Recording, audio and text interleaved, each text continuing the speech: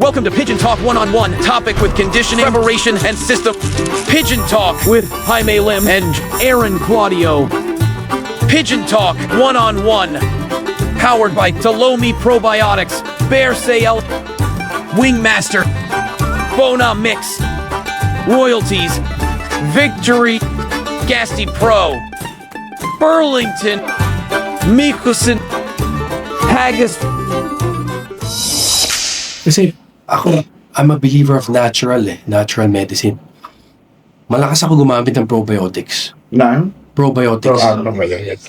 Probiotics. I use yung Smart Pro ni Fan Feluch. Yun. Kasi I believe, ang prevention naman talaga is, hindi mo naman pwede bigyan ng antibiotic mag-prevent ka. Once you put antibiotics into their system, it's antibiotics. You're curing them. It's not preventing them. So, ang pinaka magandang cure for me is everything starts with the gut. Sa ibon. Yes. If they have a healthy gut, it translates to everything. Their health, their feathering, kita mo. Ang ganda nila. Kung sa healthy gut sila, you're okay. Pag wala ka namang presence sa mga sakit, you don't have to give them any medication. So, ganun lang preparation namin. Very simple. Basta as long as walang sakit ang ibon, immunity na lang yun. Labanan talaga. Healthy. And then, yung pinaka-management na very, very important na kailangan malaman ng mga manunood natin, no? Yung vaccination program. Yes. Kasi, pag protected ka sa vaccine, I use the vaccines from Europe yung ginagamit nila pang one love race. Yung 3-in-1 tsaka yung 2-in-1. Okay. Paramyxo, adeno, and herpes virus. Tapos yung isa, paramyxo and rotavirus. Once you have those, covered ka, wala ka nang alalahanin na sakit. Dito sa atin, is very common yung adeno. Yes. Which is the young bird sickness. Last Sunday, sa PHA, mayroon tayong ban assignment. After 2 days, may nadidinig na ako na may tinatamaan ng adeno daw. Diba?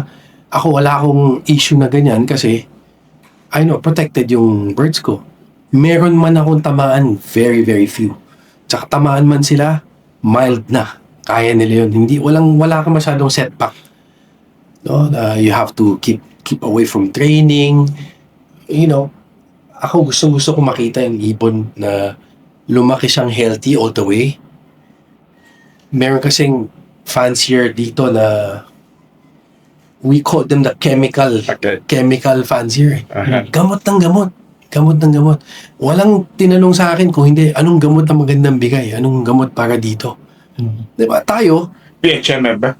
may PHA member, merong sa iba. Okay. Tayo naman, we strive to look at the best pedigree na pinaka easy to maintain, healthy, with the less human intervention possible. Yun ang pinakamagandang strain na pwede. Yung strain na puro gamot ng gamot, minamask mo lang yung sakit niya sa loob. Pero yung line na yun, carrier na yun.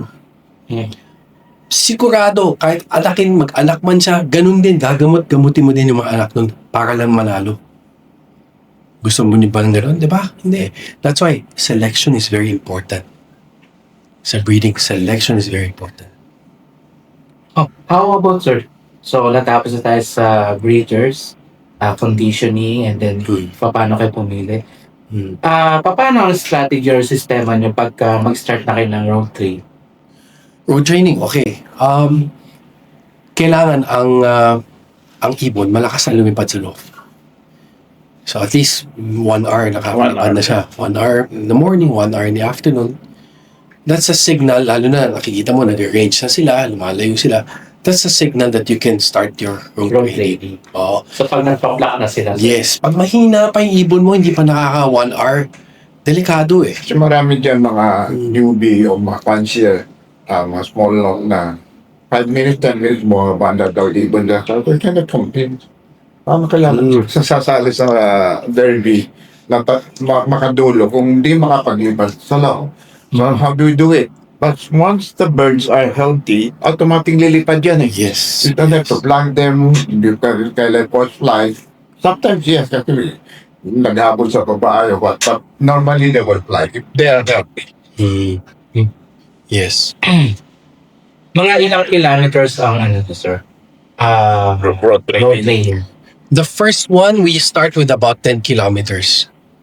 Kasi we believe, pag malakas na lumipad yung ibon mo, nag-range na yan within 10 kilometer radius also. So, yung 10 kilometer na first toss mo, pag angat nila, kita na nila yun. Yes. No?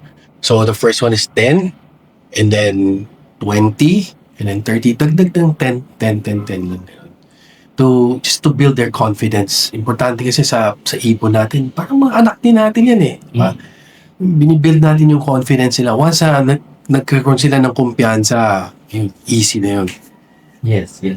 Mga mostly, sir, may mga markings ba kayo? For example, sa north natin, ang breaking point nyo is ano ba? Pampanga.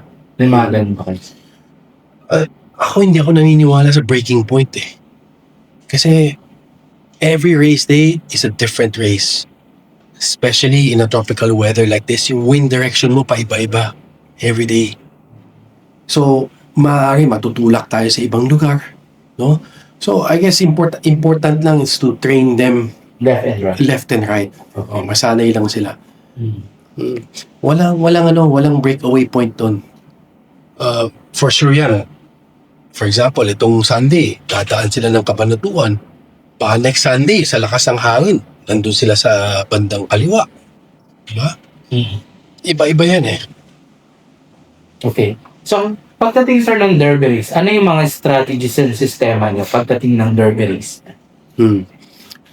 Kami, yun nga, very, very simple lang kami.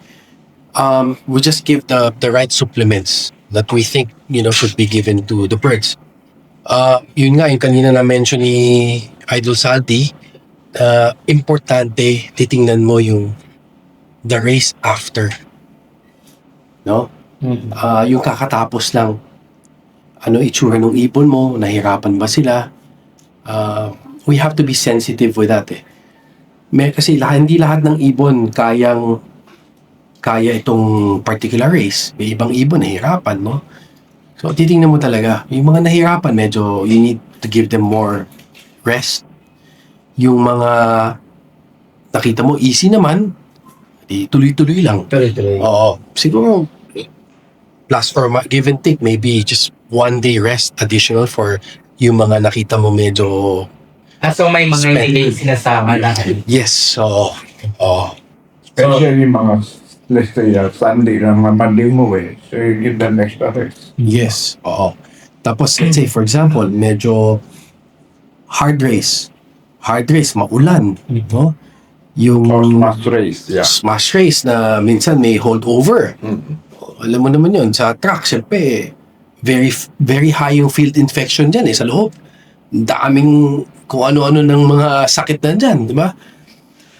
Normally, magtitreat lang ako once all throughout the, say, 6-7 weeks na race. Isang beses lang.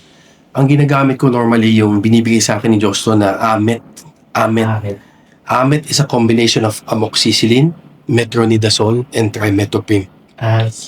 So for wet canker, yeah. Yes, amoxicillin for respiratory and all the soft tissue, bacteria. Metronidazole for cancer. Yes. Diba? Trimethoprim for any, inside issues. Yon. So yung combination na yun lang binibigay ko sa kanila.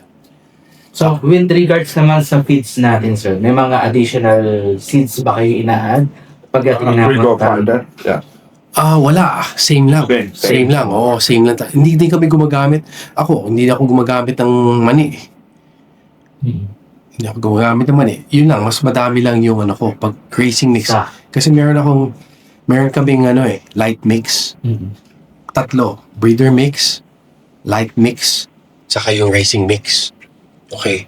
Ang purpose ko dyan, breeder mix, mga breeders, di ba? Yeah. Yung mga bagong win na sisiu, naka-breeder mix sila ulit for the next 2 weeks.